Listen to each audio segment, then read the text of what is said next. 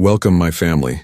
Before we jump in, make sure to like, subscribe, and share this video with your friends and family. I'd also love to know, where are you watching from and what time is it there? Please hype me on YouTube. Thanks. I never feared the sky until the night I learned who was sitting beside me in the cockpit. My name is Elise Marrow, 35 years old, commercial pilot for Northwind Air, and for most of my adult life, the sky was the only place I ever trusted. Up there, above the noise of earthbound problems, I could breathe. I could forget mistakes. I could pretend gravity was optional. But trust is a fragile instrument. I didn't realize how easily a person could hijack it, twist it, and use it to send you plummeting into your own private hell. The night it happened, Denver's airport lights shimmered off the wet tarmac like a slashed vein. A March storm hovered over the Rockies, pulsing through the radar with streaks of red and amber. The air smelled of burned kerosene and sleet. I walked across the flood-lit ramp toward our midnight cargo run, flight NWA 9033 to Seattle, expecting a routine haul of medical freight and express packages. My hands were steady. My mind was clear. I had no reason to believe the man waiting for me inside the cockpit would try to end both our lives before sunrise. When I saw Adrian lock in the left seat, my veins iced. The last time I'd looked into those dark, capable eyes, I was ending our 2-year relationship. He had stared at me in my apartment doorway with a smile that didn't reach his eyes and whispered, "You'll regret leaving me, Elise, you will." Back then, I chalked it up to heartbreak and wounded pride. Pilots are trained to mask emotion with control. I assumed that's all it was. Now, months later, he sat there in the cockpit, fingers resting on the yoke, uniform crisp, mouth curled in that same unreadable smirk. "You're late," he said, voice smooth, familiar, intimate in the worst way. "I wasn't told you were assigned to this flight," I replied, forcing neutrality into my tone. He tilted his head. "Surprise?" I took the right seat, co-pilot seat, even though regulation and seniority should have made it mine. The storm hammered the fuselage. Something in my gut twisted. The cockpit felt smaller than usual, tighter. The dim glow of the overhead panel washed Adrian's face in sterile gold, making him look sculpted and cold, like a wax figure brought to life. We worked through checklists, at least I tried to. Adrian skipped items, ignored standard call-outs.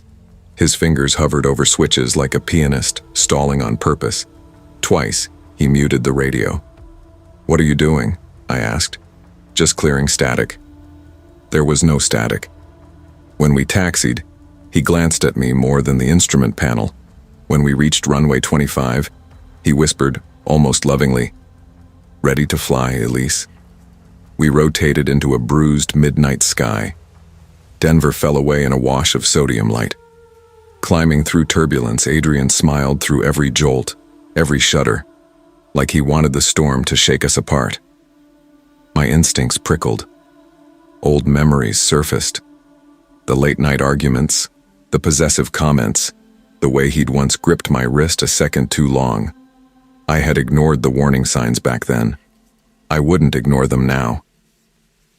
At cruising altitude, 24,000 feet, the world outside became a churning black ocean of cloud and lightning.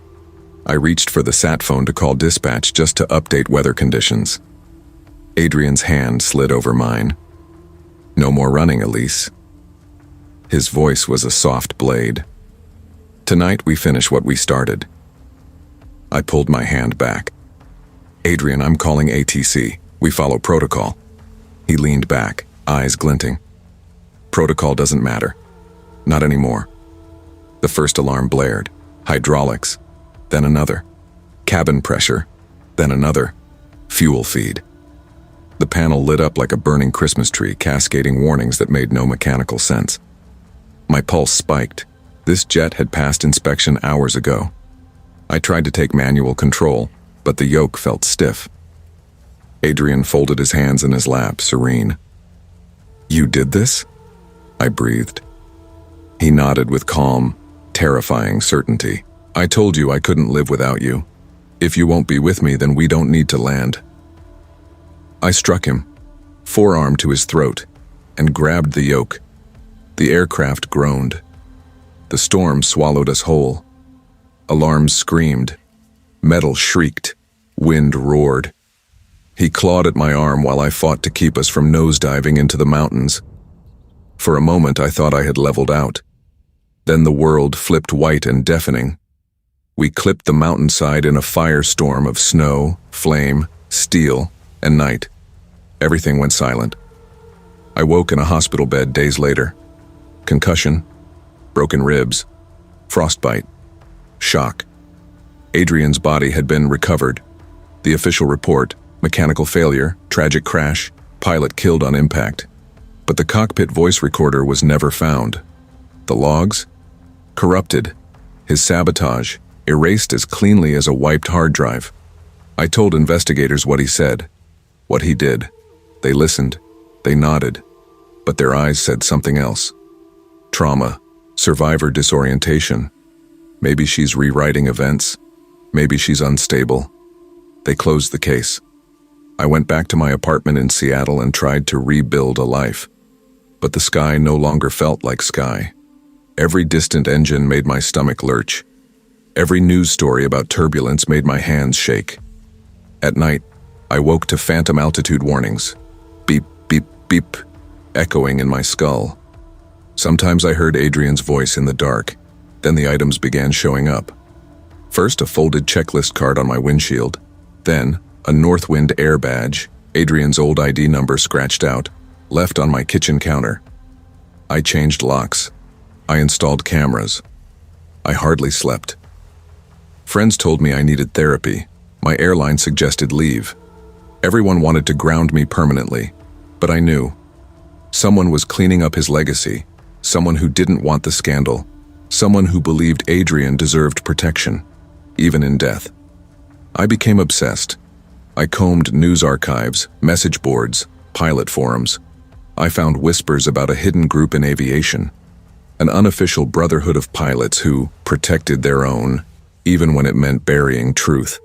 Rumors, urban legends, conspiracy trash, and yet, the evidence kept appearing on my doorstep like breadcrumbs from a ghost. One night, a soft mechanical whir woke me. I crept down the hallway, heart pounding. The sound came from my living room. My television had turned itself on. On the screen, footage from my crash. Grainy. Night vision. External camera angle. Not public NTSB footage. This was internal. Restricted. The cockpit comms. My voice crackled through the speakers. Hydraulics failing, attempting manual control. Then Adrian's voice, calm, intimate, undeniable. If I can't live without you, Elise, I won't. The screen cut to black. My hands shook so violently I could barely stand. Someone had the recording. Someone had the truth. They just didn't want me to have it. The next morning, taped to my front door, written in Adrian's handwriting, his handwriting, were 3 words in red ink: final approach. I went to the airline headquarters, demanded a meeting. They brushed me off, smiling the way people smile at unstable relatives. The crash was closed. The investigation was sealed. The recorder was never recovered. Nothing to discuss. But that night I broke into the hangar where they kept what was left of our aircraft. The wreckage sat under a plastic tarp, tagged and cataloged. As I crawled into the mangled cockpit remains, I saw it. A patch of metal intentionally cut open after the crash. A panel where the voice recorder should have been. Someone had removed it post-incident. Footsteps echoed behind me. Slow, unhurried. I turned. A man in a Northwind overcoat stood watching. Not Adrian, taller, older, a captain's stripes. His expression was calm, clinical, as if catching me in a maintenance check. "You should have left it alone," he said. His voice had that same smooth detachment Adrian once used. "We take care of our own. Adrian's legacy will stay clean. Pilots die heroes, not monsters." My throat closed. "You covered it up," I whispered. We preserved the narrative. He stepped closer, which means you need to stop talking about sabotage. You survived a crash, be grateful, move on. Don't force us to finish what he started. I stumbled back through the wreckage, cutting my palm on twisted metal. But I kept my eyes on him. Why? Why protect him? The man smiled. Because he was one of us. And because you were supposed to love him enough not to fight back.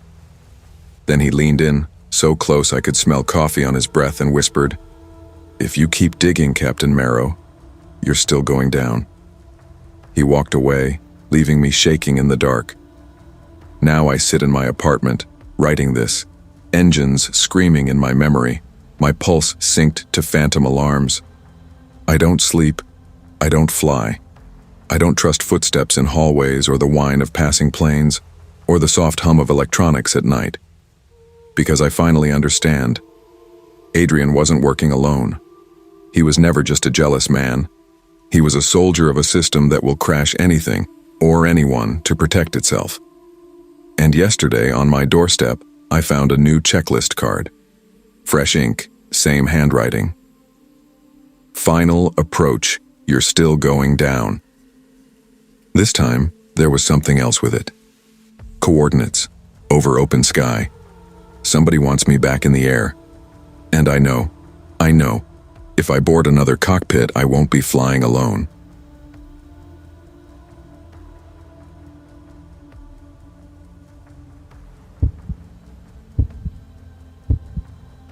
I used to believe loyalty was my greatest strength. Now I know it was the weapon she used to ruin me. My name is Harper Quinn, and I'm writing this because my voice is the only thing I have left that still belongs to me. There was a time I slept without checking the locks twice. There was a time I laughed without watching people's eyes for betrayal. There was a time I believed love and friendship were safe. That was before Ellie Park carved me out from the inside. We met in the underbelly of St. Francis Medical Center in Richmond, where the hallways always smelled like bleach and metal, and exhausted people stitched other exhausted people back together. Ellie and I lived in that chaos. She was a paramedic, sharp, quick, fearless. I was an ER nurse, steady hands, calm voice, the one who soothed the wreckage she delivered. We survived night shifts with vending machine dinners and dark jokes meant to drown out the screams, the alarms, the blood. We moved in together after 6 months. Cheaper rent, we said, easier commute. But really, we'd already blurred the line between friends and family. Ellie knew the songs that calmed me. I knew the stories she never told anyone else. She cooked, I cleaned. She talked, I listened. We fit, or I thought we did. The first small fracture was a missing chart. Then a medication dose I supposedly recorded wrong. A narcotic logged out under my code that I didn't withdraw. I blamed exhaustion. I worked doubles. I barely slept. Maybe I was forgetting things. But then I caught whispers, co-workers watching me with suspicion, voices dropping when I entered a room. When HR called me in to touch base, Ellie came along for support. She squeezed my knee and told them I'd been stressed. Not myself lately. She said it like she cared. Her voice cracked in all the right places. She made me look unstable and fragile without ever accusing me. That was her gift, knowing how to twist truth so it sounded like compassion. I cried in the car afterward. She hugged me. She bought me pancakes. She said we'd get through it together. I believed her. Then came the forged incident report. Then my supervisor watching me like I might sprout fangs. Then the email about investigative suspension. I sat on the couch that night, clutching mug after mug of cold tea while Ellie rubbed my back and said, "I'll fix it, Harp, I promise." I didn't know she was the one breaking it. The night everything shattered, a storm crawled across Richmond. Thick rain, shuddering windows, a sky bruised purple and green with lightning. Ellie was showering. I was hyperventilating on our couch, staring at my laptop, desperate, digging through internal logs I wasn't supposed to access. I needed answers. I didn't trust my own memory anymore. My hands shook as I clicked through timestamp after timestamp. Then I saw her, Ellie, in the hallway outside the narcotics cabinet. Alone. Calm. Punching in my code. Pocketing vials. Looking around only once, with that blank, efficient expression she wore in ambulances. Not fear, not guilt, just focus. My mouth went dry. My skin turned cold. Something inside me, something naive and soft, died right then. She hadn't just betrayed me. She enjoyed it. The bathroom door opened. Steam poured out. Ellie stepped into the hallway, towel wrapped tight, humming like nothing in the world was broken. I ran. Barefoot, soaked in adrenaline and disbelief, I bolted outside into the storm. She chased me to the parking lot, rain slashing across her face. I screamed at her about the footage, the drugs, the lies. She stared at me with a calm that made my bones feel hollow. "You were in my way," she said. Just that. Simple. Clean. Then, "I wanted your life. Since I couldn't have it, I decided to end it instead." I stumbled into my car and drove until dawn, shaking so hard I could barely keep the wheel straight. When I returned the next morning, Ellie was gone. Every trace of her in our apartment, erased, closet empty, drawers empty, toothbrush gone. The only thing she left behind sat on my bed, a red medical cooler, my full name on white tape across the lid. Inside, my stolen badge and a clump of my hair, bound with surgical tape. I left Richmond within the week. New apartment, new job, new name. I told no one where I went. For a little while, I breathed again. I believed distance could bury her. Then the package arrived at my new clinic. No return address. Inside, another hospital badge with my face, but the name read Ellie Quinn. That was when the spiral began. I started hearing footsteps at night. I'd find my front door unlocked when I was sure I'd locked it. My kitchen chair would be pulled an inch away from the table. My bedroom window open a crack. Once, I woke up to the scent of her perfume, vanilla citrus. Soft, familiar, wrong. The first photo was taped to my door. Me, sleeping in my new bed. On the back, in her handwriting, "Still here." I stopped sleeping. The second photo arrived a week later. Me grocery shopping, selecting avocados. The third, me walking to my car after work. Then one inside the clinic lobby. She was close. She was watching, but I never saw her. Nights became landmines of sound. A floorboard creak became a threat. A car door outside became a warning. I dragged my dresser in front of my bedroom door. I showered with the curtain drawn back. I unplugged appliances. I slept in 20-minute bursts with scissors under my pillow. Then, one night, I heard it. Footsteps. Inside my apartment. Slow. Deliberate. Ownership in every step. They stopped on the other side of my bedroom door. Silence thickened until it felt like paste in my throat. Then she whispered my name. "Harper." I couldn't scream. Terror pinned me to the mattress. I blacked out at some point, and when I woke, sunlight seeped under the blinds. The door was untouched, dresser unmoved. But something had been slid beneath it. My old Richmond hospital ID. She was in my home. I was prey, and she was patient. I stopped going to work. I couldn't focus, couldn't breathe, couldn't exist without expecting her shadow in every mirror. My boss called. My coworkers texted. I ignored all of it.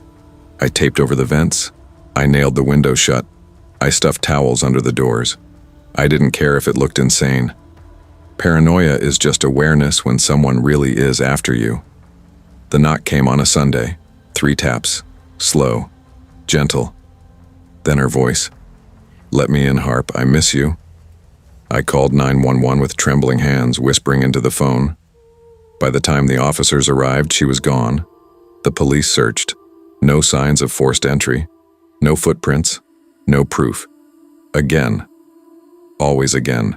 That night I sat in the dark, hugging my knees, listening to the hum of the refrigerator like it was a threat. I thought about running again.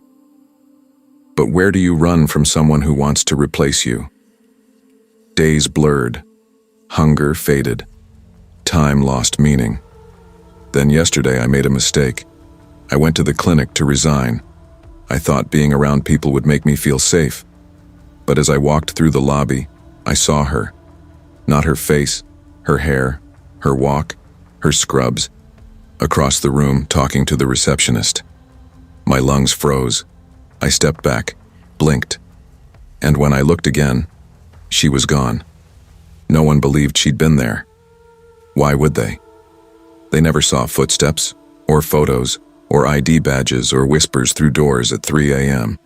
Last night I shattered. Not because she broke in, but because she didn't have to. I looked in the mirror, and for a second I didn't recognize myself.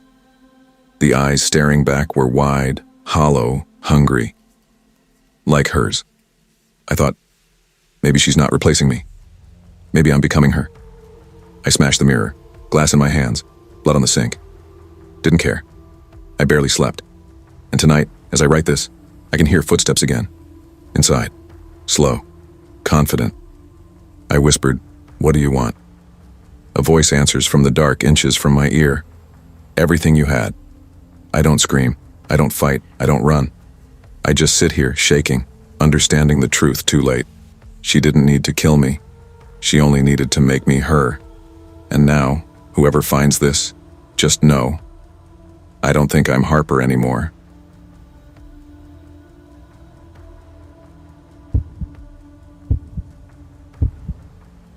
Rain has a sound in Seattle that never really stops, like a distant whisper you can almost understand if you listen long enough.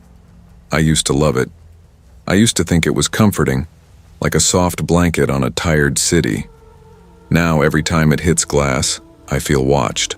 I feel like the sky is telling me to run. My name is Dana Keller, 34, senior graphic designer, former senior graphic designer, I guess, of Blackthorn Cupboard Advertising. And before the rain started sounding like a warning, my life looked painfully ordinary.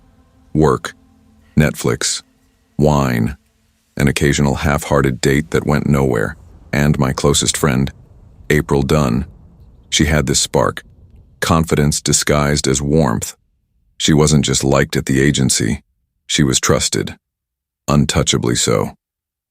We bonded fast, the way co-workers sometimes do under flickering office lights and back-to-back deadlines. Late nights on the 17th floor, elevator rides when the whole building hummed like a sleeping animal, the two of us whispering frustrations about clients or management. Cheap Thai takeout, open windows, and cigarette smoke curling into the chill above Elliott Bay. "Ride or die, Dana," she used to say, clinking her chopsticks against mine. I should have listened closer. There was always something hungry behind her smile.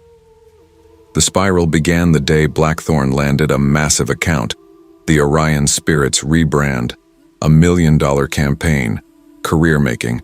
My name should have been etched on every part of it. But in that conference room, with rain streaking the glass like claws and everyone buzzing, I saw April slide into a seat beside Elliot Shaw, our creative director, as though she'd always belonged there. She answered questions meant for me. She pitched tweaks to designs she hadn't even seen. I sat there like a ghost in my own work. Afterward, she hugged me, pressed her cheek to mine and whispered, "Don't worry, I'll make sure you get credit." Her perfume smelled like citrus and static. My stomach twisted. That week, files on my computer vanished. Not deleted, corrupted, as if I'd done something careless. Emails I never sent appeared in threads, riddled with errors and contradictions. Then came the printouts. Physical copies of private emails, ones I'd sent to HR months before about toxic workload concerns, neatly stacked on my chair before I arrived one morning. No note, no explanation, just humiliation, waiting under fluorescent lights. The office rain-streaked windows made everything feel colder. I started sleeping less, drinking more coffee, jumping at every elevator ding. One evening near 10 p.m., the office was nearly empty, only the hum of HVAC and that constant rain tapping the glass. I saw movement in the reflection of a door, the faint silhouette of a woman bending over my workstation. I stepped closer. It was April. She slid a slim black USB into my laptop. I watched her freeze as she caught my reflection. Then she turned, slow as a predator caught mid-hunt.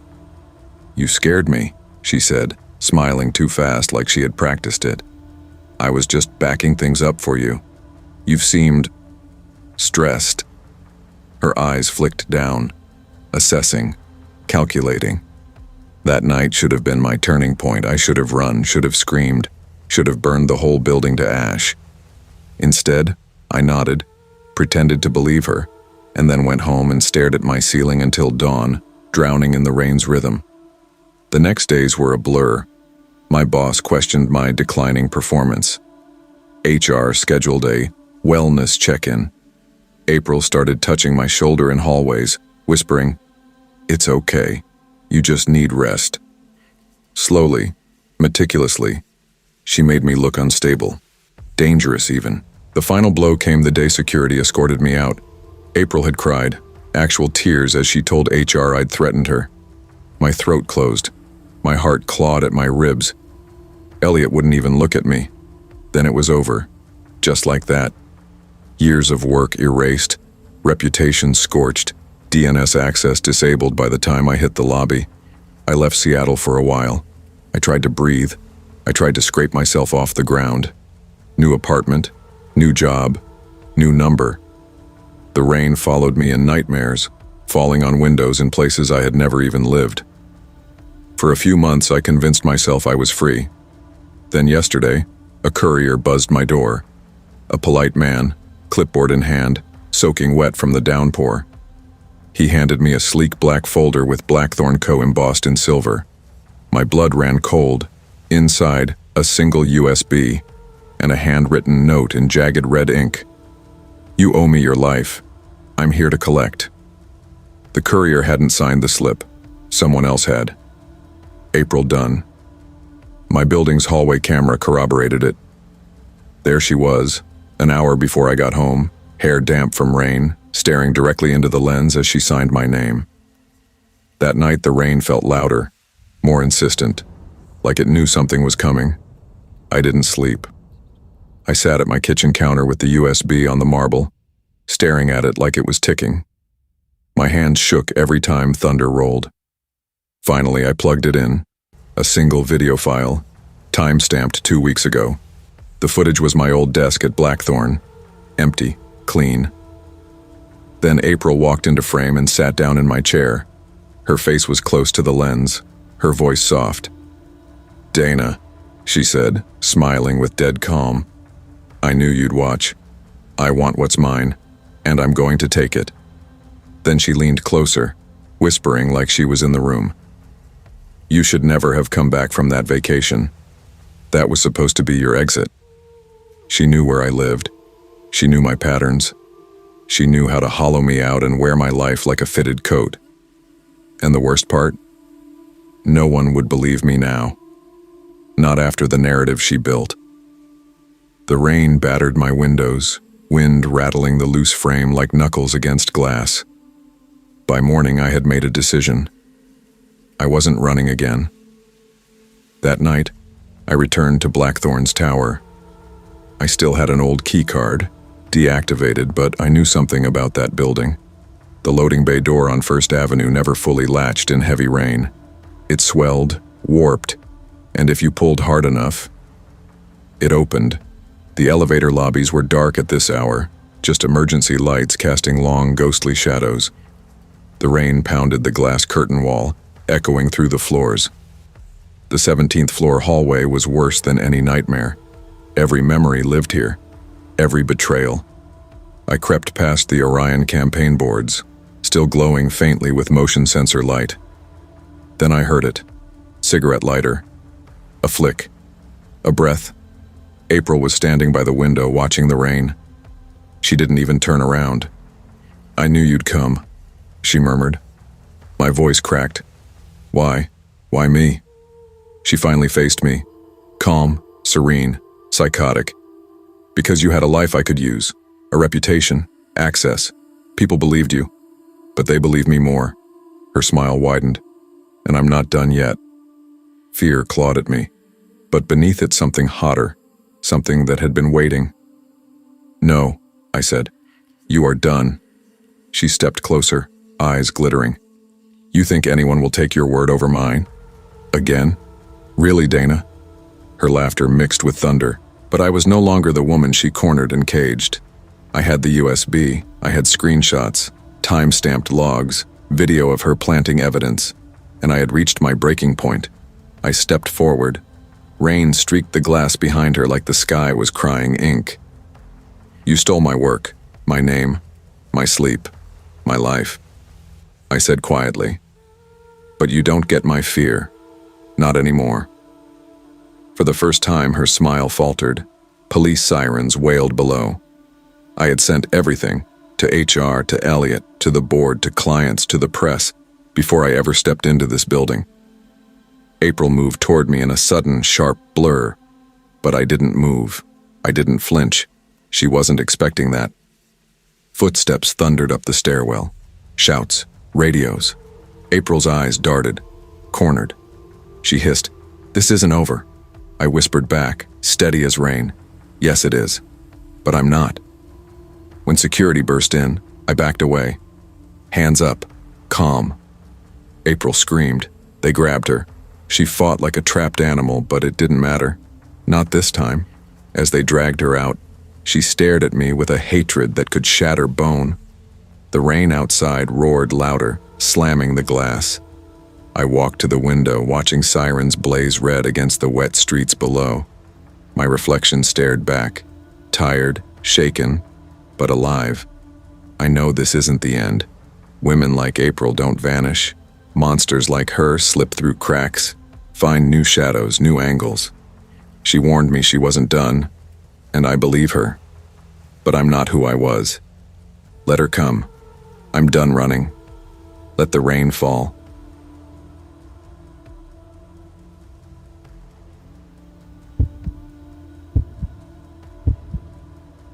I never believed a hospital could smell like fear until I realized it was coming from me. My name is Dr. Noel Hale, 33 years old, trauma surgeon at Meriton General Hospital in Boston, and for most of my career I believed I lived on the side of the angels. I had scrubbed in on over 400 surgeries, performed the impossible more times than I could count, and held the hands of the dying when there was nothing left to save. I thought I understood life and death. I thought I understood the people who wore white coats next to me. I thought I understood myself. I was wrong. The first crack in my world appeared on a rainy Thursday evening, the kind of night when Boston streets glistened black and the ER filled with broken bones and bar fights. We were supposed to transplant a kidney into a young father named Evan Briggs, just 34, a mechanic from Dorchester with a shy smile and a wife who brought him cookies every other day. He reminded me of someone I might have loved in another life. I believed we would save him. I believed we were ready. Then, less than an hour before the transplant, Dr. Lillian Marks, chief of transplant surgery, my mentor, my idol, stepped into the OR and told us the organ never arrived. No explanation, no trace, no apology, just vanished. Evan was dead by morning. I stood in the locker room afterward, peeling off scrubs that smelled of iodine and despair, staring at myself in the mirror. "How does a kidney just disappear?" I asked. Lillian's answer echoed in my head. "Logistics error. It happens." But her eyes that night, cold, distant, impatient, said something very different. And when I pressed her about it later, she placed her hand on my shoulder and whispered, "Noel, you need to trust me. Let this go." That was the moment my stomach dropped, though I didn't know why yet. What I did know was that something was wrong, and once I knew, I couldn't unknow it. The mind doesn't work that way. Not mine. Over the next week, small things began to gnaw at me. Coolers being wheeled through the service elevators without manifests. Security guards escorting transport staff I'd never seen before. Stairwell cameras suddenly under maintenance. A morgue log that listed a body with organs removed after an autopsy that had never been ordered. And every time I asked a question, I got the same tight smiles. The same clipped answers. "Drop it, Noel. You're overworked, Noel. Let the chief handle it, Noel." I had spent years fighting for scraps of respect in a department dominated by men twice my age, and now suddenly people who never even spoke to me were eager to shut me up. That was when the paranoia began. Not obvious at first, not the movie kind, not the pacing and muttering under your breath, not yet. It was quieter, slower, more elegant. I started checking the shadows behind me in the parking structure, started glancing over my shoulder in the hospital corridors, started listening for footsteps when I walked to my car. I told myself I was being dramatic. Hospitals are pressure cookers. Everyone gets jumpy. Everyone feels watched. But one night, around 1 a.m., I stayed late to review charts and saw something that snapped everything into focus. I was in the East Wing records room when I heard a cart rumbling down the hall. No voices, no footsteps, just wheels over tile. I peeked through the crack of the door. A cooler, large white medical grade, was being pushed by two men in surgical gowns and masks. Which made no sense because there were no scheduled transplants that night. They opened a restricted access stairwell.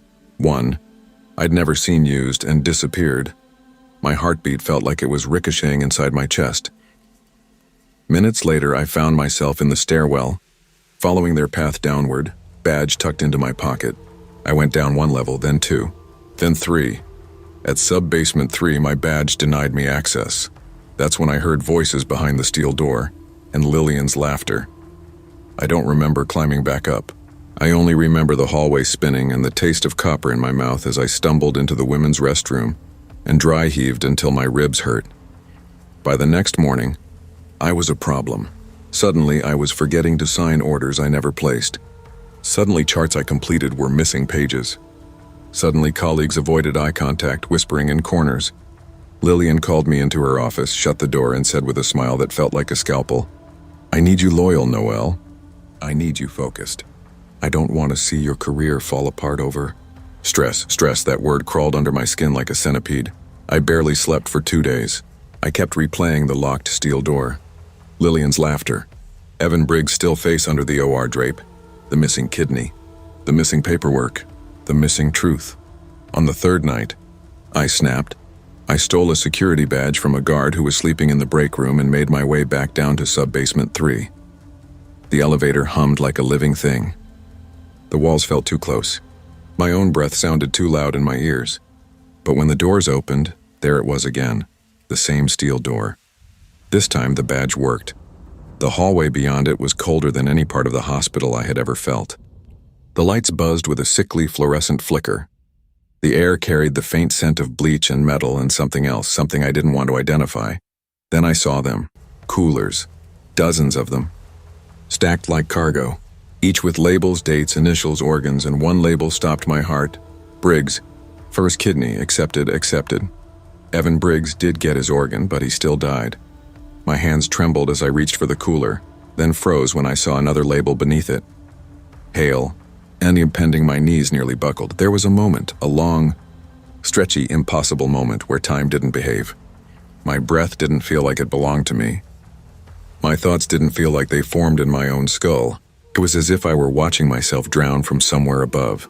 Then a voice behind me said softly, "You were never supposed to see this." Hands seized me. A needle jabbed into my neck. Darkness smothered me before I could scream. I woke under surgical lights. Drapes over my body. Bee in my arm. My clothes gone. My wrists strapped, and Lillian standing above me in a gown and mask. Her eyes were warm, proud, tender even, like a mother admiring her child. She brushed my hair off my forehead and said, almost lovingly, "We don't waste good organs here. You should be honored to give life," I thrashed, I begged. I don't remember the words, only the tears. Only the terror. Only the animal panic tearing through me. I kicked hard enough to overturn a tray. Instruments clattered. Someone swore. I tore myself loose. I don't know how. Adrenaline, maybe. Survival, maybe. I ran, barefoot, half-drugged, wearing only a patient gown. I ran through a maze of white tunnels and buzzing lights and echoing alarms until I burst through an emergency exit into the freezing night air behind the loading dock. I don't remember getting to my car. I just remember driving and crying and screaming and shaking so violently I could barely keep the wheel straight. I went to the police. They investigated, or said they did. Then the world flipped. Meriton General denied everything. No sub-basement 3, no missing organs, no coolers. No records of Evan Briggs ever being on the transplant list. No record of me ever being on staff. My entire career, erased, medical license flagged. HR files never existed. My ID picture gone from the staff board. My digital credentials deleted. It was as if I had never lived the life I remembered. They told the police I was unstable. They said I'd been stalking Lillian. That I'd fantasized surgeries that never took place. That I'd shown signs of delusional ideation. They even produced falsified psychiatric notes from a wellness evaluation I never had. And suddenly I was the threat. I was the danger. I was the unstable woman making wild accusations. I lost everything in 12 days. Now I live in a motel off Route 1. The walls are thin. The carpet smells like mold and cigarettes. I sleep with the lights on. I keep a hand on my pulse when I close my eyes. I check the lock on the door 17 times before I lie down. This morning, when I opened the door to grab the complimentary newspaper, something was waiting for me. A white medical cooler. No ice. No organ. Just a note taped inside, in Lillian's elegant handwriting. We still need you, Noelle, and we never lose a donor. I'm leaving Boston tonight, but I don't think it matters, because I can feel it now, the truth under my skin, they're still coming, and I don't know how much of me is left to take.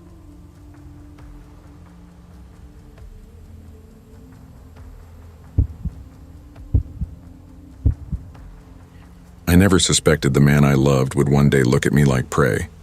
My name is Rachel Morrow, 32, born in Akron, living in Cleveland, and I used to believe marriage was a kind of shelter. A warm house you built together against the wind. Now I know it can also become the perfect trap, because no one questions what happens behind a locked door when a husband smiles and a wife goes quiet. It began on a freezing night in February. The kind where slush sticks to your tires and every breath hurts going in. Evan had left his coat on the back of the couch, something he never did. He was obsessive about order. Jackets hung, shoes lined, keys in the bowl. But that night the coat sat there like it had been dropped in a hurry. I wasn't looking for secrets. I was just tidying to keep my hands from shaking after another one of our silent dinners. Grief is loud, but resentment is quieter. It seeps instead of shouts. When I slipped my hands into his coat pockets, I found a phone. Not his phone, a second one, slim, black case. No scratches. And right as I held it, the screen lit up with a message from Amber G. The preview hit me like cold water. She'll believe whatever you tell her. Soon. My stomach twisted. I unlocked it without a passcode, a detail that later kept me awake at night. Why leave a secret phone unprotected unless you wanted someone to see it? I waited until he came downstairs. Evan, I said carefully, holding the phone out. What is this? He stopped halfway across the room, eyes flat. Then he smiled. That soft teacher voice smile he used when talking to strangers. Rachel, you're doing this again? Doing what? He walked over slow and condescending. Inventing problems, paranoia, are you okay? Seriously? The message was right there on the lock screen. I read it aloud, voice shaking. But he just sighed, took the phone from my hand and said, This is my work phone. You always jump to the worst conclusion. Honestly, it's exhausting, I wanted to scream. Instead, I stood there frozen as he brushed past me, muttering, You're spiraling again. That word, spiraling blur, felt like a slap. He'd used it before in fights, always when I had proof, always when I needed him to admit something. He never yelled. He never cursed. He simply denied reality until I questioned my own memory. After that night, small things began to shift. I'd wake up and smell something bitter in my morning coffee, sharper than espresso. Metallic even, but Evan would shrug and say, Stop overthinking everything. I'd hear him whispering in the kitchen after midnight, phone pressed to his ear, voice low and urgent. When I'd walk in, he'd hang up and offer me that same smile. The smile that didn't touch his eyes. I told my best friend Lena over lunch the next week. She stirred her soup and tried to speak gently like I was a child. Rach, you've been stressed. Maybe talk to Dr. Myers again, just to clear your head. Clear my head, as if fog, not danger, was the problem. That night I found the smoke alarm in our hallway dismantled, the batteries removed and set neatly on the shelf. When I asked about it, Evan chuckled. I burned toast earlier, chill, but there was no smell. No crumbs, no pan. Just a lie that sat there between us. I started writing things down in a notebook. Feb 12. Coffee tasted. Wrong Feb 18. Whispering on phone 1:14 a.m. Feb 22. Smoke alarm disabled. It didn't make me feel safer. It only made the pattern undeniable. One evening I woke to the soft creak of our bedroom door. Evan stood there in the dark, thinking I was asleep. His silhouette didn't move. He just watched me, breathing slow, controlled. I kept my eyes shut and willed my body not to tremble until he finally walked away. The next morning he acted as if nothing happened. I remember staring at him across the table, trying to find my husband in his face, but all I saw were answers he wasn't giving me. The breaking point came in the garage. I had gone looking for a toolbox and instead heard his voice through the door. Low, urgent, angry. She won't be a problem much longer. I froze. A pause, then. I told you I have it under control. Paperwork's already in place, paperwork. Not breakup, not divorce, paperwork. My blood roared in my ears. I backed away before he could find me listening. That night I unlocked his primary phone while he showered. I wasn't prepared for what I found. Searches about life insurance payouts, sedation methods, decomposition in cold weather. My vision tunneled. I scrolled and scrolled, hands shaking so violently I nearly dropped the phone. When I finally confronted him, he didn't shout. He didn't panic. He just stepped close, too close, and whispered, "You really need help, Rachel. You can't keep imagining these things." But his voice wasn't frustrated anymore. It was soft, final, like a man rehearsing a eulogy. I slept with a chair wedged against the bedroom door that night, on my side only. 2 days later, I packed a bag and waited until after midnight to run. But when I crept downstairs, he was already sitting by the front door in the dark, barefoot, holding a handful of zip ties. "Where would you go?" he asked quietly. "You're not well. Let me take care of you." I ran, he lunged. We crashed into the hallway table, picture frames bursting like glass grenades.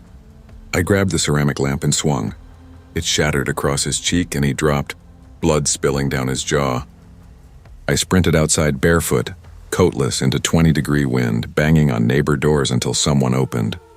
I screamed for them to call the police, convinced I had escaped a murder. But when officers arrived, Evan spoke before I could. Calm, bleeding, gentle. He told them I'd been unstable for months, that I hit him in a delusional panic, and their eyes, those officers' eyes, filled with doubt as they flicked. Between his bleeding face and my shaking body, "It's a domestic misunderstanding," one finally said. They let him go. They let him go. I moved out the next morning, into a studio apartment with deadbolts and a baseball bat beside my bed. I thought escape meant safety, but safety was just another lie I wanted to believe. Because the mind doesn't heal when the threat survives, it festers. And sometimes in the cold hours of the night I hear someone testing my apartment door. A slow rattle, a patient rattle. Last week, Evan was officially released from a brief psych eval. No charges, no restrictions, which means one thing: I didn't escape. I only postponed, and the waiting is worse than the trap. The first time I woke to the smell again, that same bitter metallic coffee scent, I nearly vomited from fear. I lived alone. I owned no coffee grounds. Yet there it was, drifting across my tiny studio at 3:17 a.m. I sat up, holding my bat, listening to the quiet hum of the refrigerator and the distant groan of old pipes. Nothing else. But the smell stayed. By morning it was gone. Insomnia hollowed me out. I installed a second lock, then a third. I bought a cheap security camera, the kind that sends alerts to your phone. Every night I triple-checked the hinges. But paranoia and vigilance produce the same rituals, and after a while even I couldn't tell which one I was living in. Lena finally stopped answering my calls. I could hear the distance in her voice, the caution. No one wants to be friends with a disaster that might collapse on them. One icy Thursday, I got a notification on my phone. Studio cam, motion detected. I opened the feed with a trembling hand. The video showed me sleeping. Just me, no intruder, no shadow, no movement. But the alert was time-stamped 3:17 a.m., the exact moment I had jolted awake to the smell. That was when I understood. He didn't need to break in to break me. He just needed me to believe he could. Late the next night, a soft tapping on the vent above my bed pulled me from a shallow sleep. 3 gentle taps, Then a whisper, Rachel. A stretch just enough to turn my veins cold. I bolted upright, heart hammering. I stared at the vent, at the slatted metal, waiting for another sound. But silence locked the room again. Logic told me vents carry noise from other apartments. Logic told me it was coincidence, but fear told me, he's letting you know he can reach you anywhere. I started keeping a knife under my pillow. I barely ate. I barely showered. My reflection looked like a ghost of someone I used to be. Then came the letter. No return address.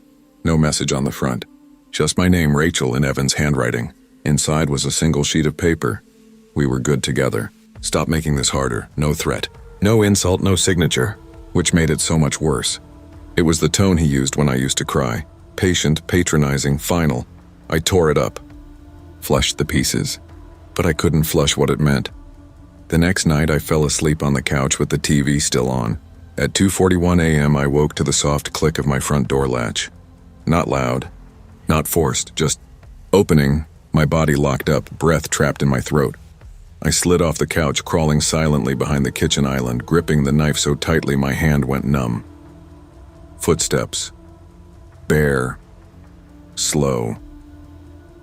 My studio is a single room. No hallways. No upstairs.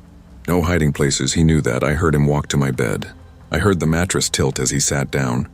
Then I heard him inhale deeply, the way someone does when they lean close to a pillow. I had two choices. Run for the door and risk his hands on me, or stay hidden and wait to die curled on the floor. So I moved, fast. I leapt up, sprinted across the room, and he turned, silhouette only, but unmistakable. Rachel, he said calmly. You don't have to do this, I slashed. Not well, I'm not a fighter, but panic makes anyone dangerous. He stumbled back as the blade grazed his forearm. I reached the door, undid the lock, yanked. He slammed into me, sending us both into the kitchen table. We crashed to the floor, his hand clamping over my mouth, his weight crushing my ribs. Stop, he hissed into my ear. You're sick. Let me fix this. I still love you, I bit him, hard. He screamed, jerking back, and I crawled toward the door, but he grabbed my ankle and yanked so violently my chin cracked against the tile. Stars exploded behind my eyes. The knife skittered away. You did this to yourself, he panted. You made me the villain. You ruined everything. I kicked, connected with his jaw, and scrambled again. He lunged, grabbing a fistful of my hair, dragging me back across the floor.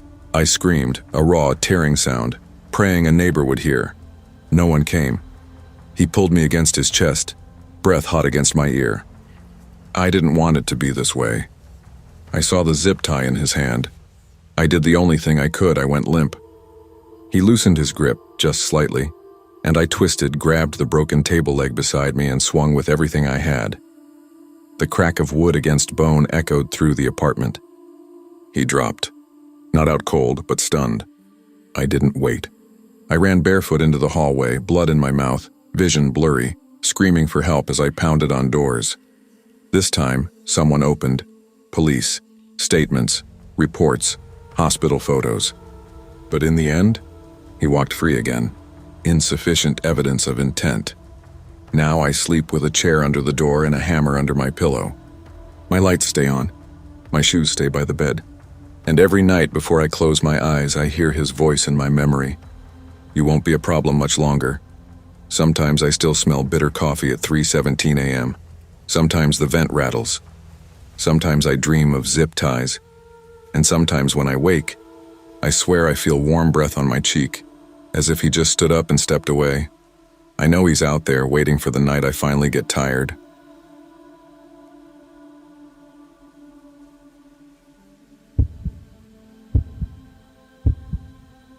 I never feared my own blood until the night I returned to Lanier Hill.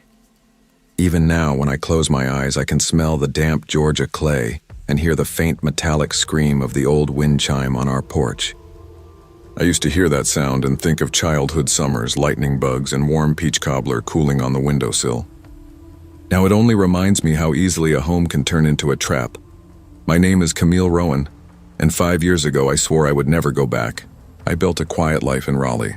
Studio apartment, decent job, a few good friends, just enough noise to drown out the memories.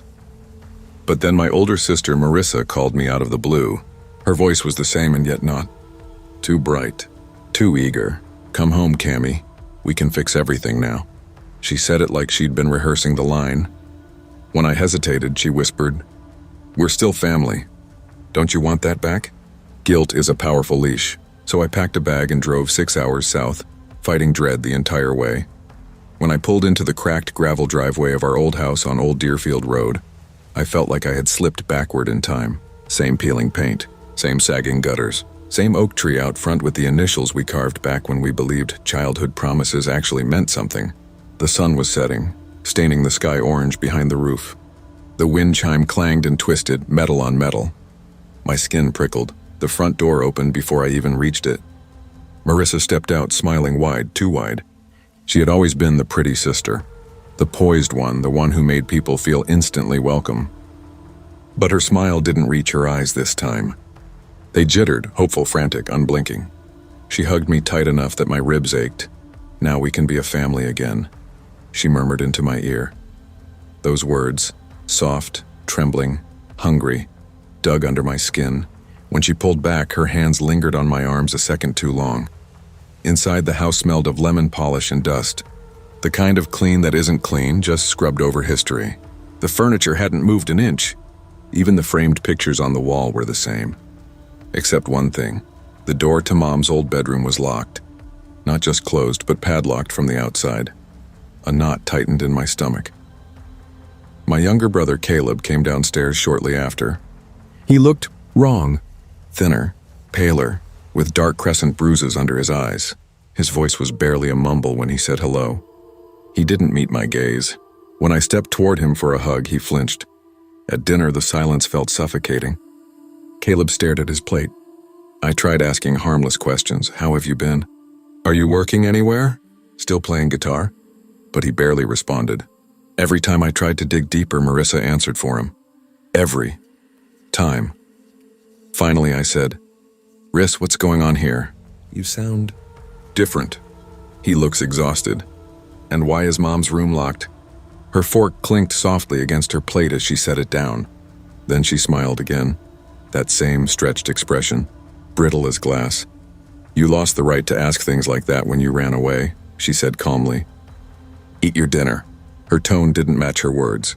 It wasn't angry or bitter or sad. It was controlled. Final. The way someone might speak to a misbehaving child.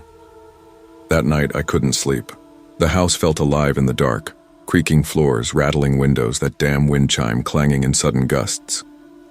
Around 2 a.m., I heard something else, crying. Soft, strained, and unmistakably Caleb's. I slipped into the hallway, following the sound toward the locked bedroom. There he was, sitting on the floor beside the door, knees pulled to his chest, whispering through the crack near the threshold. I stepped closer. "Caleb, what are you doing?" "Who are you talking to?" He didn't look up. Tears streaked down his face. His voice was a breathy tremor. "Please don't make me go in again," he whispered to whatever or whoever one was behind that door. My heart slammed against my ribs. I opened my mouth to press him, and that's when the hallway light snapped on.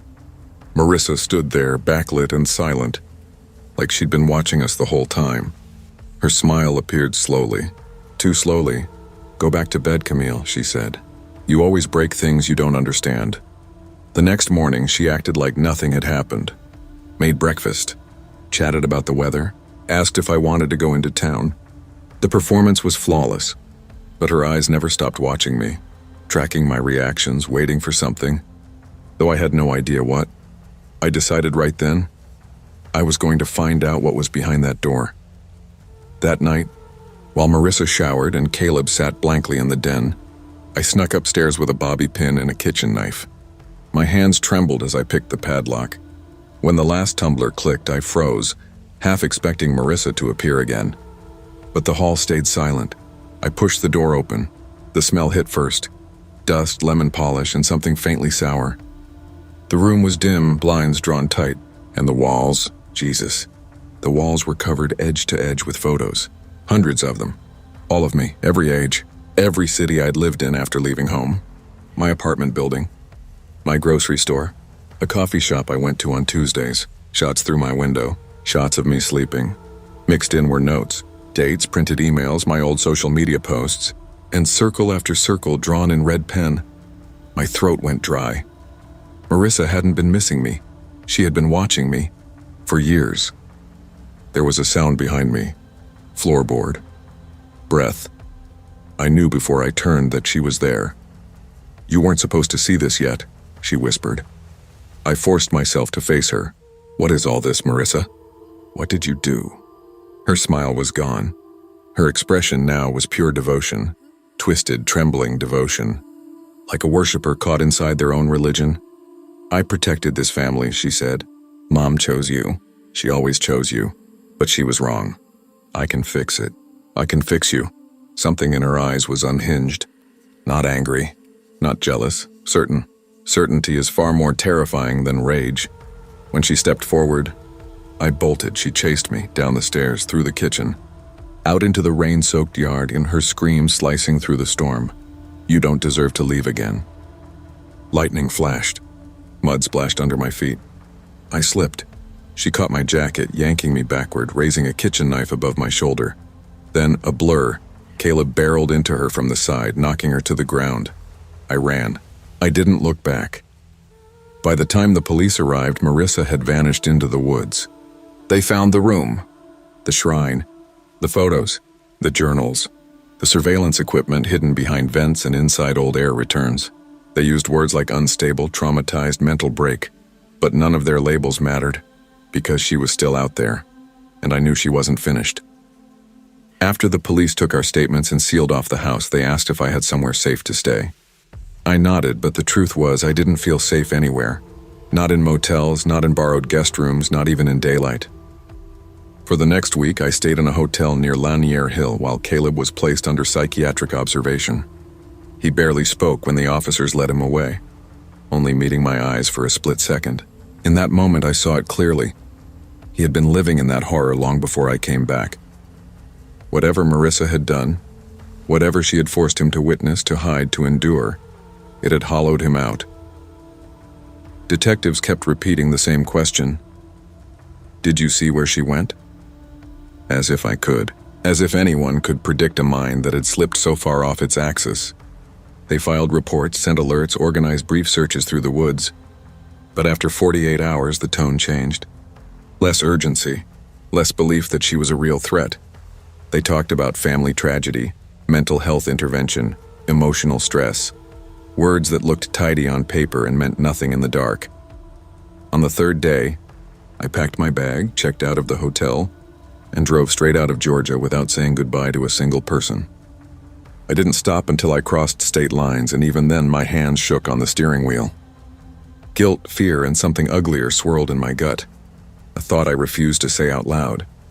What if leaving again made me the villain in her story? I moved into a secure building in Charlotte. Key code entry, cameras in the lobby, deadbolt and chain on my apartment door. For the next month, I followed a strict routine.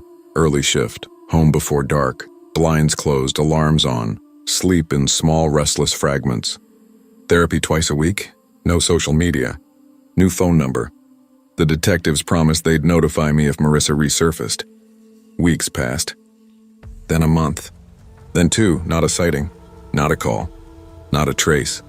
Everyone around me kept saying, maybe she's getting help, or people like that can't stay hidden for long, or you have to move on, Camille.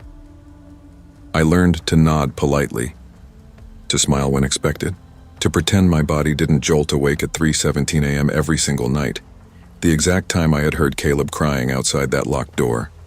One rainy evening in early spring, I came home from work and noticed the hallway light outside my apartment was out. The rest of the floor was bright as usual, but that one bulb above my door was dark, casting a pocket of shadow over the threshold. I told myself bulbs burn out. Maintenance probably hadn't seen it yet. Still, I hesitated for a full minute before unlocking my door. Inside, everything was exactly as I left it. I checked twice. Even so, the hairs on my arms wouldn't settle. I made tea, sat on the couch, turned on the TV for background noise, and froze when a familiar sound drifted through the closed window. A faint metallic chime. Slow, crooked, off-tempo. Just like the wind chime on our porch back home. I forced myself to look. There was no chime outside, of course, just the parking lot below, wet asphalt glistening under orange streetlights. Nothing there. No one there. I'm imagining it. I'm tired. That's all. The next morning, I asked the building manager about the broken hallway light. He frowned and pulled up the maintenance log on his tablet. The bulb had been replaced the day before, and it was still marked as working. My stomach dropped. I didn't argue. I just thanked him and walked away. That night, I pushed a chair under my doorknob before bed. 2 weeks passed without incident. I almost convinced myself I was stabilizing.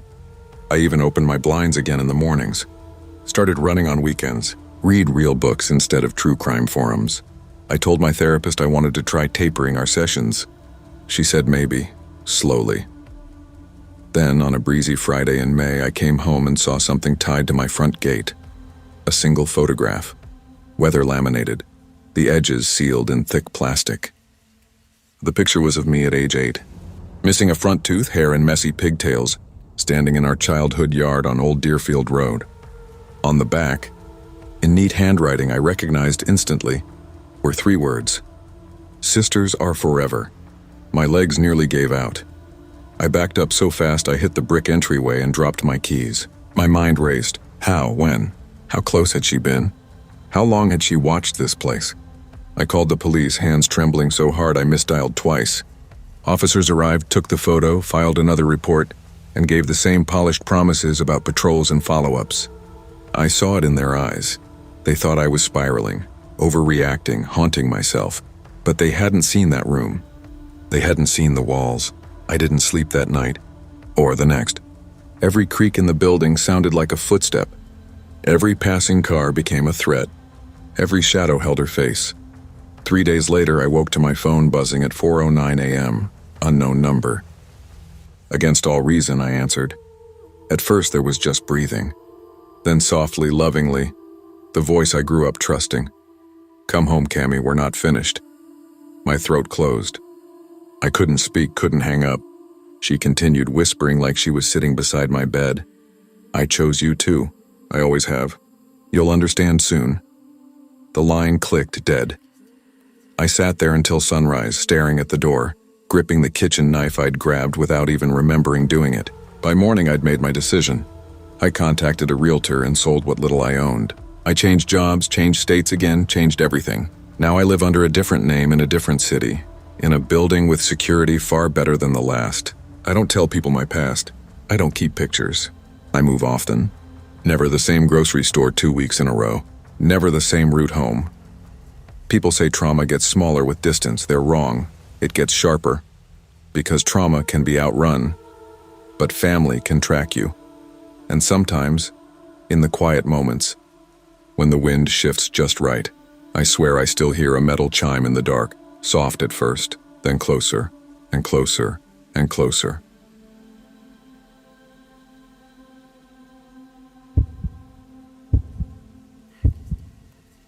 I should have known the island would swallow me whole.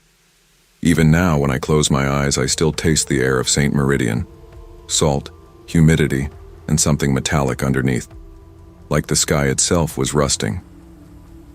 We were at sea for nearly 2 hours, when the water shifted from turquoise to a darker, heavier blue. The charter captain said nothing. Evan sat beside me on the boat bench, hand on my knee, like a devoted boyfriend in a travel commercial. If I hadn't already felt us dying as a couple, I might have taken the gesture as comfort. Instead, even then, it felt like a performance. The sun hammered my skin. Sweat dripped down my back. The air smelled alive but wrong, dense, heavy, as if the ocean were exhaling over us. When the resort finally appeared, glowing bungalows, pale beaches, palm arches, it looked like paradise in a brochure. Perfect symmetry. Perfect stillness. Too perfect. Not a single bird in the sky. Not a single guest on the sand. Just emptiness wearing luxury like a mask. The boat thudded against the dock. A woman waited there in a flowing white sundress, her posture straight, her smile wide, her eyes too bright. "Welcome to St. Meridian Island, Alyssa," she said before I'd even introduced myself. "We've been expecting you and Evan." Her voice was warm, but there was a smoothness to it, mechanical, rehearsed, like a recording of a human instead of a human. She introduced herself as Marielle, resort hostess. Her gaze lingered on Evan, then flicked to me, then back to him. Not flirtatious, not friendly, assessing, measuring. Evan shook her hand a moment too long, and something inside my chest tightened, though I said nothing. The resort paths were lined with lantern hooks, even during daytime. I noticed the first wrong thing as she walked us to our private bungalow. Every window we passed had curtains pulled shut from the inside, as though no one wanted to be seen, or as though no one was there at all. Marielle talked about exclusive privacy, elite couples renewal, discreet personal service. But the staff we passed didn't smile, didn't make eye contact. Their steps were quick, their faces flat, like they were eager to move out of sight. When we reached our bungalow, I saw it. The thick metal latch on the outside of the door, like a stable lock meant to keep something in, not out. "Storm shutters," Evan said lightly, squeezing my back. "Don't start reading crime novels into everything." I forced a smile, but nausea bumped against my ribs. Inside, the bungalow looked perfect. King bed, marble bathroom, a bottle of champagne already chilling, but the silence was hovering, thick and expectant. I tried the bedroom window. It didn't open. I checked the door. The handle turned from inside, but the outer latch looked industrial, like it could survive a hurricane. Or a person. That first night I couldn't sleep. The island hummed with strange noises, low vibrations through the floorboards, distant thuds, footsteps somewhere on the wooden walkways outside. At one point I heard a soft knock on a neighboring bungalow door and a woman whisper, "Please, I did everything you asked," before her voice cut off. I sat up in bed, heart pounding, but Evan slept beside me like a dead man. I almost woke him. Instead, I watched the ceiling fan spin. The next morning at breakfast, I tried to ignore how empty the dining deck was. Fully booked, Marielle had bragged. But I counted 3 couples total, including us, and they all looked like ghosts. One woman stared into her lap, not touching her food. Another man's hand shook violently as he lifted his glass. When his eyes met mine, he flinched like I'd struck him. Evan kept trying to joke, to talk about snorkeling, to act normal. His voice was upbeat, but his eyes weren't. They kept drifting away as though watching a clock no one else could see. That evening, I woke from a nap and heard voices outside. Evan's voice, low, urgent. I crept to the door. "She doesn't suspect anything," he whispered. Marielle answered, "She'd better not. We can't afford another repeat." Another repeat. My blood turned to ice. I stumbled back to bed and pretended to sleep when Evan came in minutes later. He slid beneath the sheets, his arm curling over my waist like a claim, not affectionate, not warm, a cage disguised as a touch. The next day, the island heat grew unbearable. The air felt too thick to breathe. I tried to bring up leaving early. I even suggested we weren't bonding, that going home might save us. Evan smiled in a way I'd never seen, a strained, polite, no hidden inside a grin. "Relax, Liz. You worry too much. Just one more night. Everything will make sense tomorrow." That night changed everything. I woke to the cold bite of metal on my ankle. When my eyes opened, Evan was crouched at the foot of the bed, leather, strap in his hands, threading it through a steel loop bolted to the frame. He didn't look crazed, he didn't look angry, he looked focused, clinical, like he was tightening a tourniquet. "Evan," I whispered, my voice breaking on the single word. "Don't fight," he murmured. "Please don't make this worse." I tried to kick him, but he caught my leg and pinned it with shocking ease. When he finished buckling the restraint, he sat on the edge of the bed, breathing hard, his voice trembling, but not with guilt. "I never wanted to do it like this. I hoped you'd take the pills instead. It could have been peaceful. But I'm out of time. You don't understand what I owe, Liz. You don't know the people involved." He brushed my hair back, tender like a lover, his eyes emptied of anything human. You are worth more dead than alive, that's the truth. And I can't drown for you, I won't, I screamed. He clamped a hand over my mouth. I'm sorry, he whispered. It's just business. I waited for a chance. When his grip shifted, just a fraction, I sank my teeth into his palm. He shouted, yanking back. I kicked him in the chest, slid my foot through the loosened strap, and lunged for the door. I don't remember grabbing the lamp. I only remember the sound of it smashing against his shoulder as I bolted outside, barefoot, sprinting into darkness. Men shouted. Flashlights cut across the palm grove.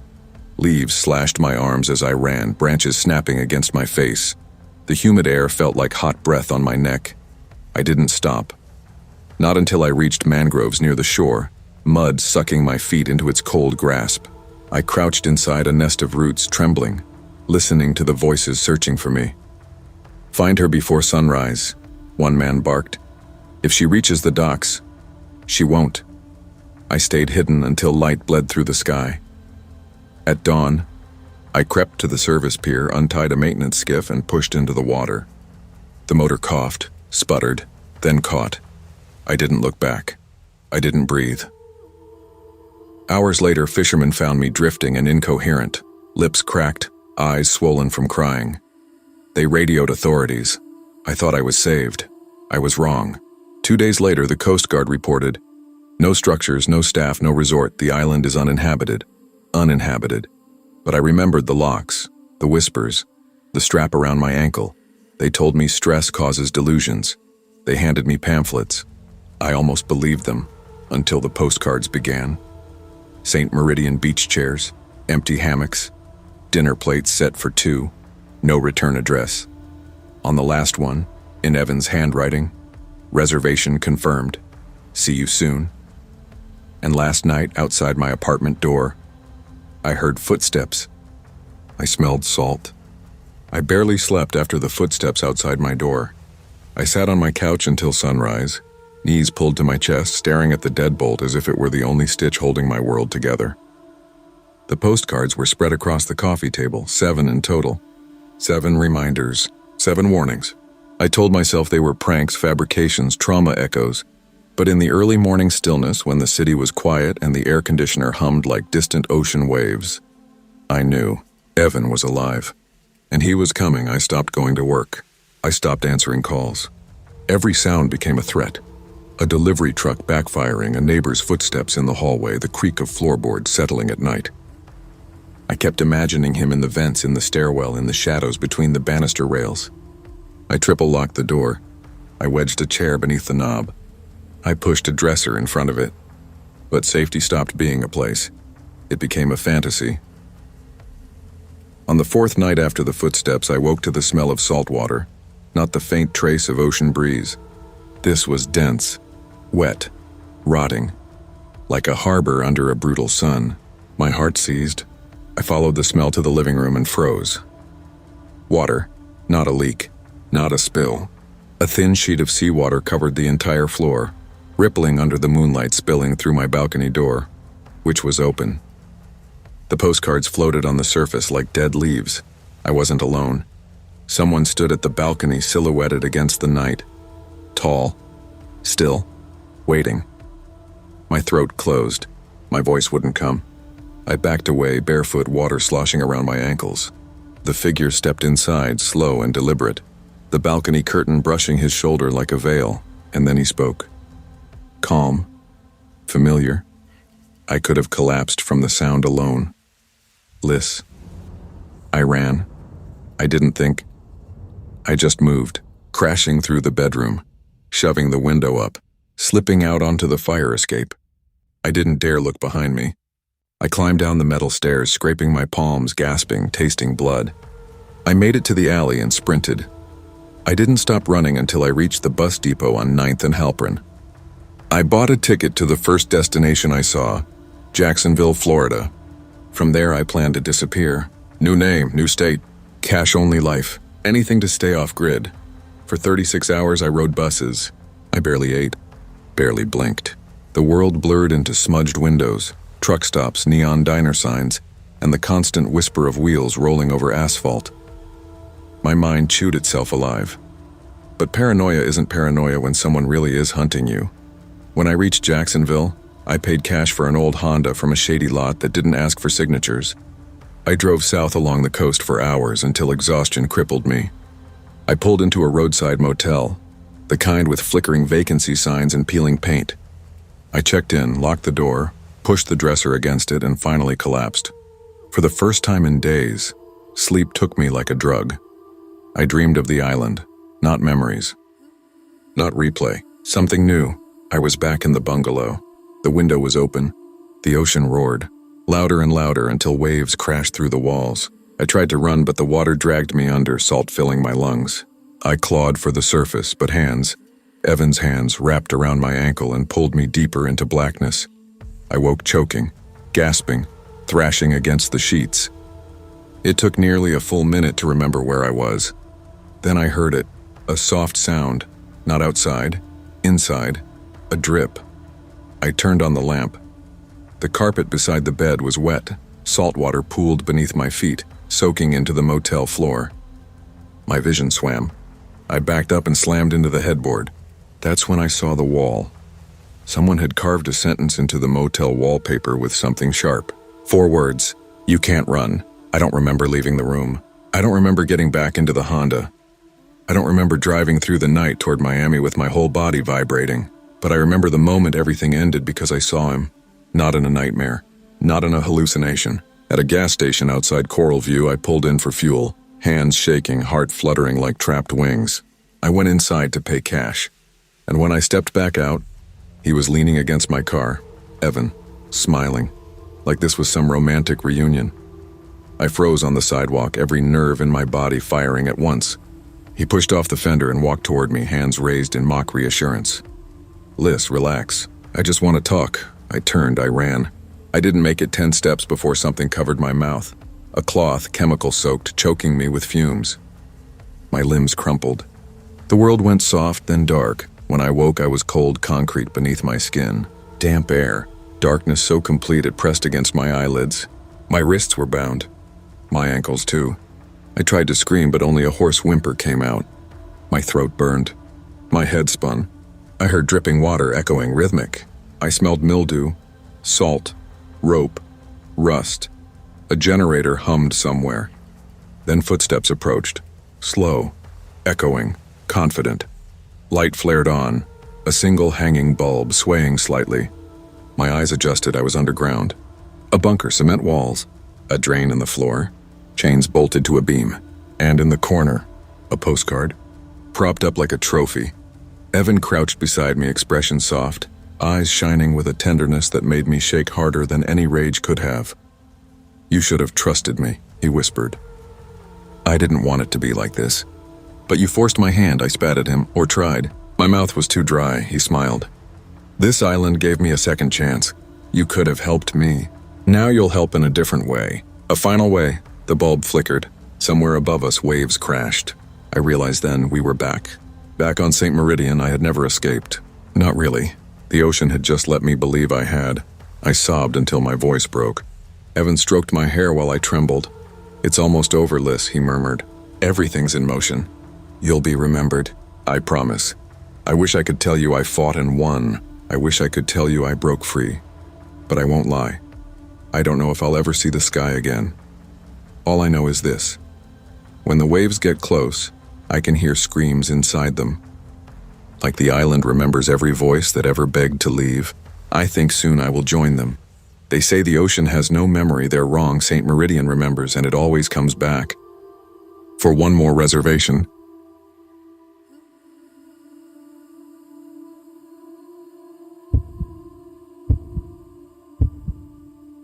I always told myself I could spot danger, but love makes you blind and greed makes you stupid. I didn't truly understand that until the night everything I knew, my safety, my identity, my future, was ripped apart because I trusted the wrong man.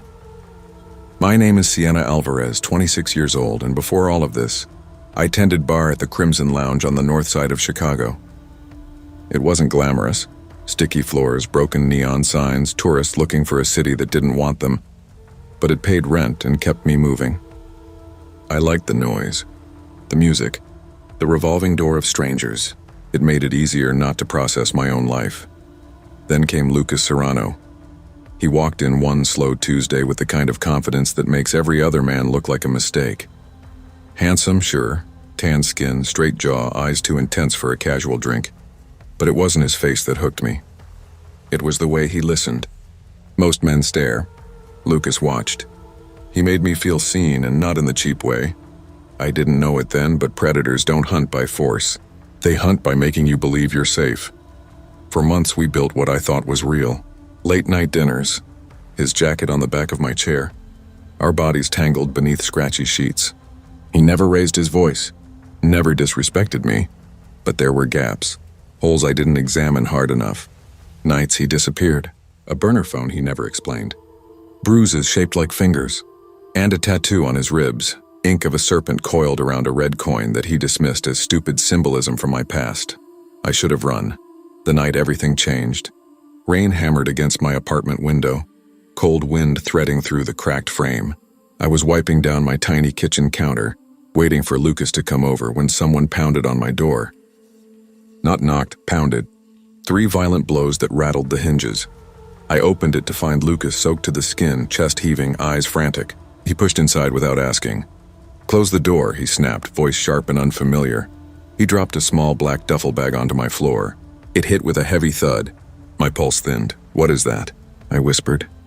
He stepped close, gripping my arms with shaking hands. "Listen to me. I need you to hold something for a few days. Don't open it. Don't touch it. Don't mention it to anyone. Just hide it. You trust me, right?" It felt like the question was a blade hovering at my throat, but I loved him, or the version he let me see. So I nodded. I hid the bag inside the air vent behind my bookshelf, hands trembling as I twisted the grate back into place. The whole time Lucas paced like a trapped animal. When he left, he kissed my forehead. No goodbye. No plan. 2 days later, the door to the Crimson Lounge burst open near closing time. 3 men walked in, silent, purposeful, wrong. Not drunks, not customers. Their jackets were marked with a symbol over the heart, a silver serpent choking a red coin, stitched sharply into the leather. I didn't know their name then, but I knew their intent. That logo was a threat, not a decoration. The tallest leaned on the bar, smiling without warmth. "Where is it?" he asked, my voice scraped. "Where is what?" He tapped twice on the counter, calm, rhythmic. Then he leaned in, whisper soft. "Where is the bag?" When I didn't answer fast enough, his fist smashed into my cheek. I hit the floor, glass raining down behind me. Someone screamed. A gun clicked. The shortest one yanked me up by my hair, hissing in Spanish under his breath. They tore the bar apart, wood splintering, bottles exploding, chairs flying, until the room looked like a riot swallowed it whole. One of them grabbed my jaw and forced my eyes to his. "Tell your boyfriend this is his last grace. Next time we cut deeper." Then they were gone, my boss yelled. Someone called the cops, but I couldn't hear any of it. Only Lucas's voice. "You trust me, right?" That night I stared at the vent, my heart punching against my ribs. I told myself not to open the bag. I opened it anyway. Inside were stacks of bound cash, a silver flash drive engraved with the serpent and coin emblem, and a cell phone smeared with dried blood. My breath failed. My stomach iced over. Lucas wasn't in trouble, Lucas was the trouble. And I wasn't his girlfriend.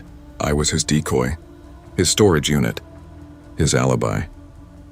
I confronted him 3 nights later behind the bar in the alley where the dumpsters baked in summer heat and reeked in winter cold. Rain drenched us both, shadows stretching under the street lamp. He didn't bother pretending. "You used me," I said, voice shaking.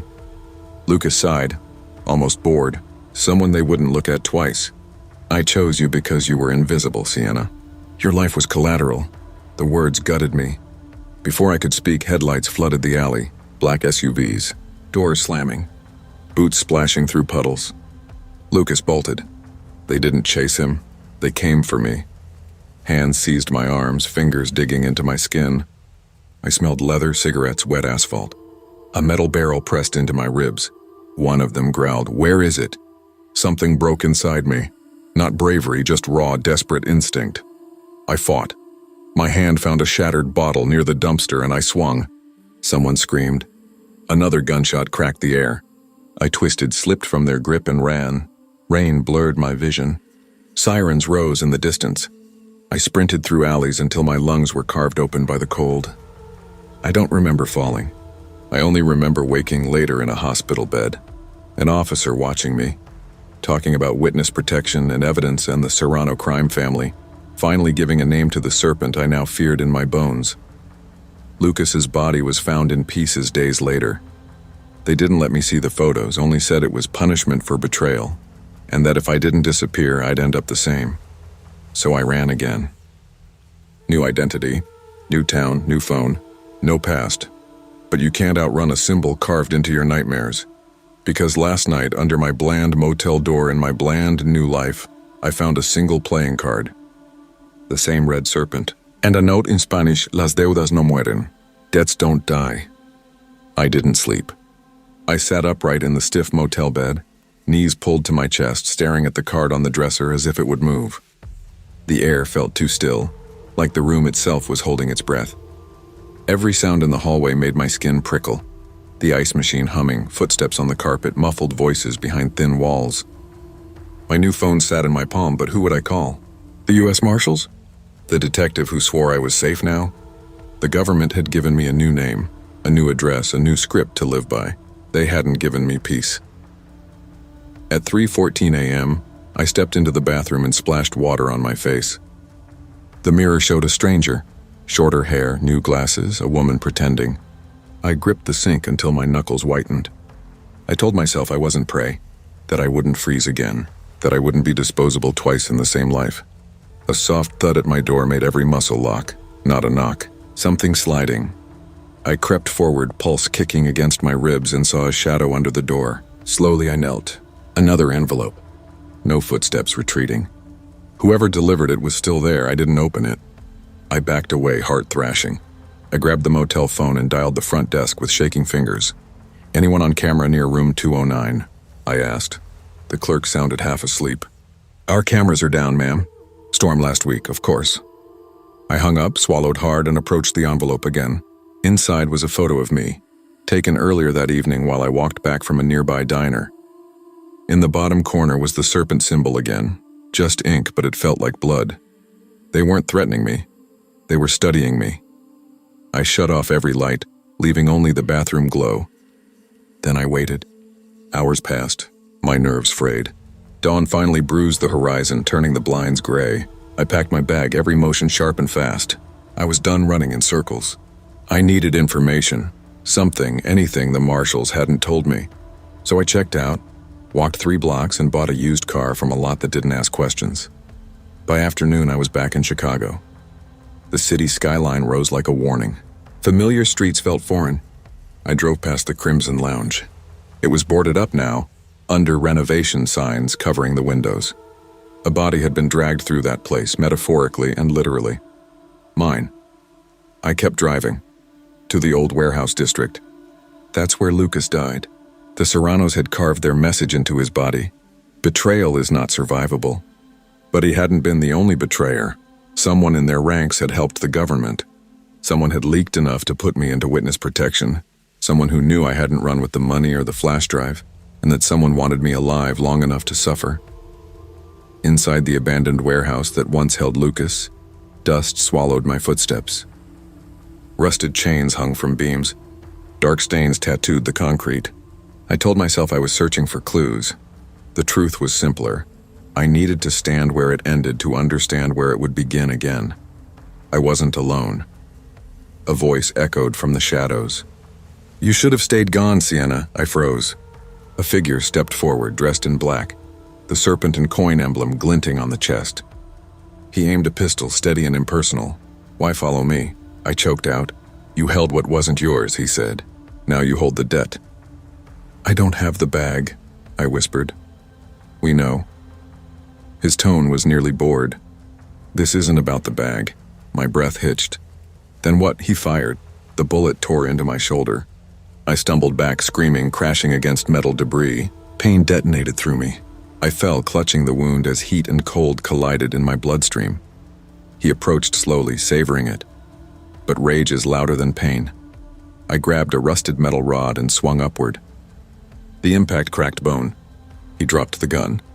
I drove my knee into his ribs, blind with adrenaline, and ran again, blood dripping, vision blurring. I made it to the car. Somehow I drove. I don't remember the streets, only the color red. Taillights, traffic signals, the stain spreading through my shirt. I ended up back in another nowhere motel, miles from the city. I locked the door, wedged a chair under the handle, pressed towels to my wound. I'm writing this now on the cheap desk, hand trembling. I can feel myself fading, but I need these words to exist. I need someone to know. The hallway outside is quiet, too quiet. My hands won't stop shaking. The lights feel too dim, the air feels too still. I can hear footsteps in the hall, slow, unhurried, like whoever is out there already knows I have nowhere left to run. And now, the brass handle clicks slowly, testing the deadbolt.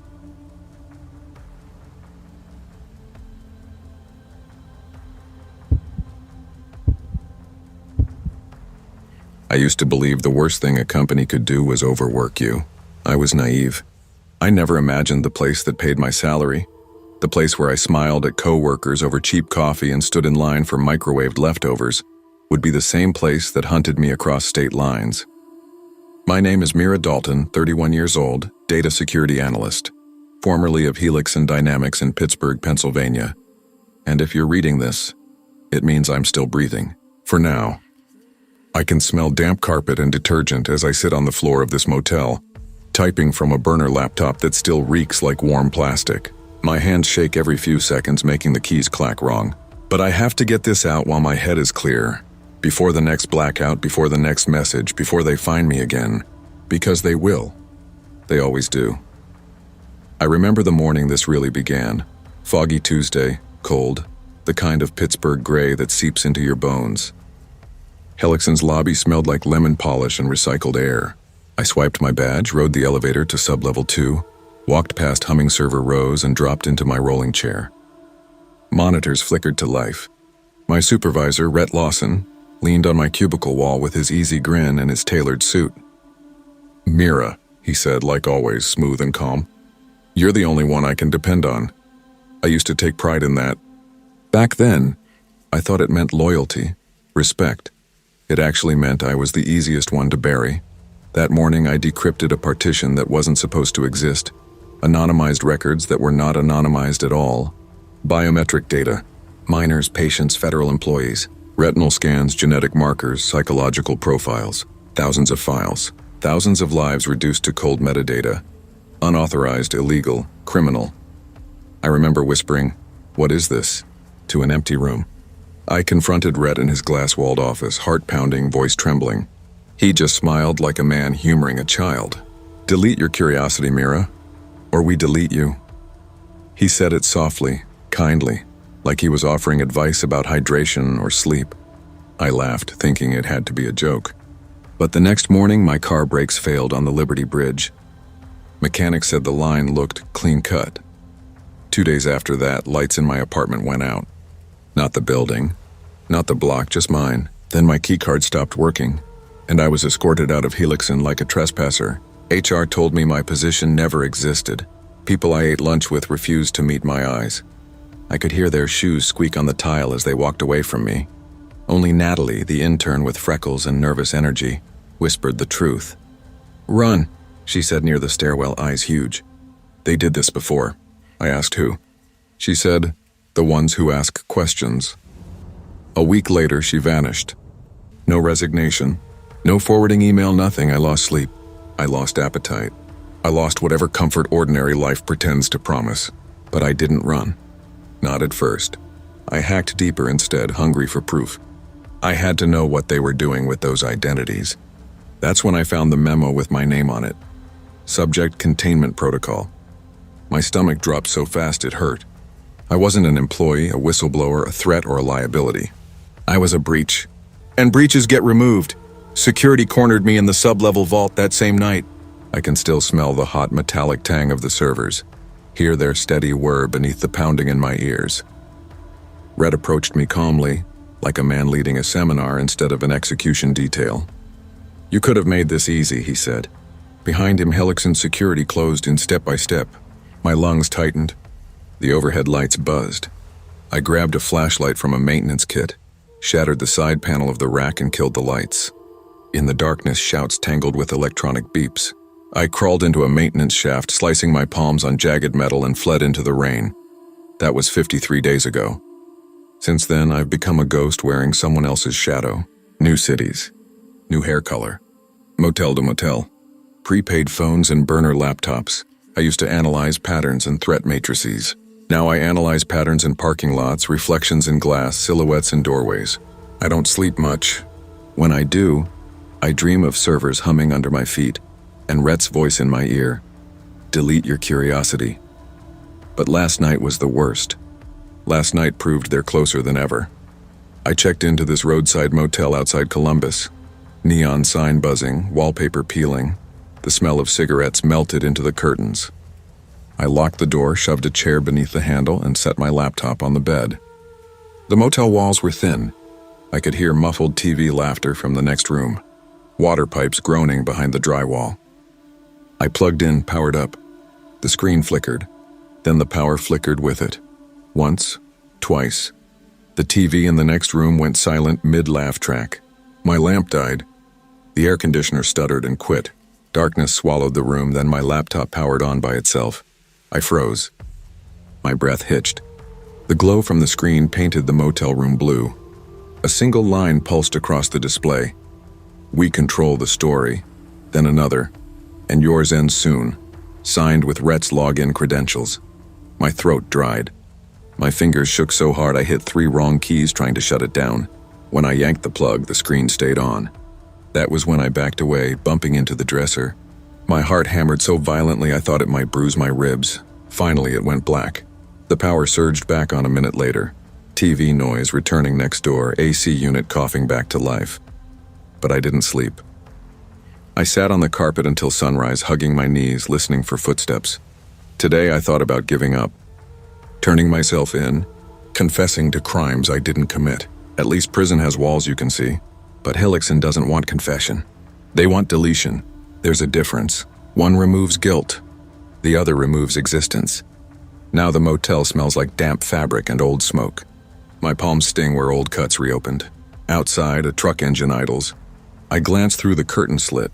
Just a red pickup near the office. But the idle is too long, too steady. My heart climbs my throat. I can feel sweat gathering behind my knees. I tell myself it's nothing. You're tired. You're cracking. Then comes a knock, soft, polite, knuckles on cheap wood. My breath stops. I don't answer. Another knock. Then a voice. Mira. Male. Calm. Familiar. I step backward, bare feet sinking into cheap carpet. I don't respond. The chair under the doorknob vibrates slightly as he presses. We can end this cleanly, he says. Just open the door, my scalp tingles. I look around the room for any weapon, a lamp. Useless, glass, too loud. I unplug my phone, grab my bag. Another voice outside now, a second man. Muffled radio static between them. They have me. I scan the window. Single pane. Old latch. I slide it open. Sticky tracks squeal, I freeze. The hallway goes quiet. I hold my breath. Then, fast, decisive, I climb through, scraping my shin, dropping onto wet grass behind the building. I run. Gravel crunches under my shoes. My lungs burn. The morning air tastes like exhaust and rain. I don't look back. I reach the road and bolt toward the tree line, heart slamming, breath tearing my chest open. Behind me, a door slams. Heavy footsteps, shouting. I sprint harder. Branches whip my face as I crash through brush. My vision blurs. Mud splashes up my jeans. I don't stop until my legs buckle and I collapse near a drainage ditch behind a strip mall. My pulse hammers in my ears. I bite my sleeve to muffle sobs. In the distance, engines start. Doors slam. They're sweeping the area. They will track me. They always track me. The world spins slightly as adrenaline drains. I smell rotting leaves, wet soil, gasoline residue from the road above. I pull out my newest burner phone and smash it on a rock. Then I dig into my backpack for another. Always 2 phones. Always 2 laptops. Always moving. My fingers shake as I type this, but I need to leave a record. Something beyond me, something they can't erase if they catch up tonight or tomorrow or 10 miles from now. My story is the only weapon I have left, because this is not about data anymore. It's about control. Narrative control. Identity control. Reality control. Helixon decides who exists, who vanishes, who gets believed, who gets labeled unstable, paranoid, unhinged, footsteps again, closer this time. Voices, radios, dogs barking in the distance. I press my back against the cold brick wall. My chest tightens. Tears blur my vision. I force myself to breathe quietly through my mouth. I can hear one of them, calm, unhurried, the kind of footsteps belonging to men who know their target has no way out. A radio crackles. She's close. My blood turns to ice. It's Rhett's voice that follows. Don't damage her. We just need the drive. His tone is casual, like I'm an item on a task list. I want to scream. I want to claw his eyes out. I want to disappear. Instead, I crawl beneath a delivery truck and wait. Mud soaks my clothes. My teeth chatter. Boots pass by. 2 pairs, then silence. A minute, 2, 5. I slide out, keeping low, and slip behind the dumpster.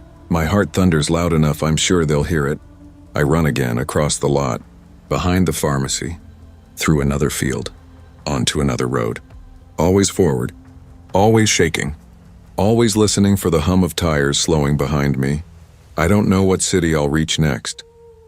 I don't know if I'll see another sunrise that isn't framed by a motel curtain. I don't know if publishing this will save me or damn me, but I do know one thing. I am not done.